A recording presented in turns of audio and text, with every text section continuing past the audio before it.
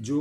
तहरीक लब्बैक वाले हैं, टीएलपी वाले हैं जनाब, उनका कहना है कि उनसे उनके तकरीबन 280 से 300 लोगों के करीब जो उनकी शहादतें हो चुकी हैं, जो झड़पें हुई हैं पुलिस और मुजाहिरीन के दरमियान, और उसके बाद रात को लाठीचार्ज किया गया और उसके बाद स्ट्रेट फायर किए गए। जो सोशल मीडिया के ऊपर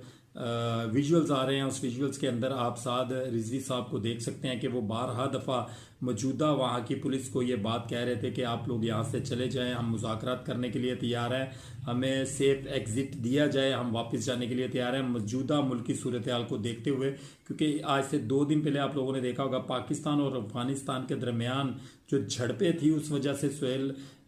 साद रिजवी साहब जो थे वो वापस जाने के लिए तैयार हो गए थे, लेकिन एक ग्रैंड ऑपरेशन किया गया सुबह 4 बजे के करीब मरीद के